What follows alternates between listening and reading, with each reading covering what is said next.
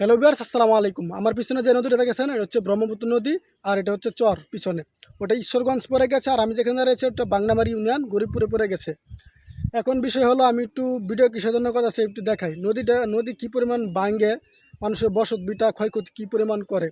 এই নদীটা মূল নদীটা আছে নিচে গা সরকারের কর্তৃপক্ষ নিচে গা কালীবাজারের দিকে, মানে তালতলা গাড়ির দিকে কেটে নিয়ে গেছে গা, কারণ মানুষের অনেক ক্ষয়ক্ষতি হয়েছে, ঘরবাড়ি ভাঙছে। যে পরিমাণ ভাঙছে আমি যেখানে রয়েছি এটা কিন্তু কাছাড়, যারা গ্রাম্য ভাষায় বলে। আর যে মানুষ ফসল ফলাইছে দেখেন, যে পর্যন্ত ফসল দেখা যাচ্ছে পাট করছে সে পর্যন্ত কিন্তু শুধু জমি ছিল, কিন্তু নদীর ভাঙনের কারণে কিন্তু কিন্তু এখন দেখেন শুধু কাছাড়, যেখানে দাঁড়াচ্ছে কাছাড়, আর এদিকে হয়েছে মূল নদী হয়ে গেছে। এখন জেলা পর্যায়ে বিভাগীয় বন্যা হওয়ার কারণে কিন্তু এখন পানি উঠছে। আর এসব হয় না, এসব কিন্তু পানি থাকে না, পুরা মরা থাকে, মানুষ চাষাবাদ করে, পিছনে যেমন চাষাবাদ করছে এখন শুধু বন্যা হয়েছে দেখে কিন্তু পানি উঠছে, মানুষের ক্ষয়ক্ষতি কিন্তু হবে।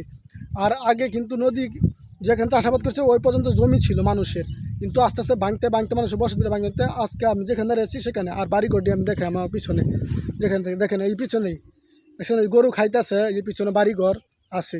আর বৃষ্টির কারণেও কিন্তু অনেক ভাঙছে, আমি একটু দেখাই। এই দেখেন বৃষ্টির কারণে কিন্তু এই যে আমার পিছনে ভাঙছে, দেখছেন কিরকম ভাঙছে। বৃষ্টির কারণে এতটুকু ভাঙছে, তাহলে নদী কী পরিমাণ ভাঙছে। এই জন্য সরকার ওদিক দিয়ে কেটে নিয়ে গেছে।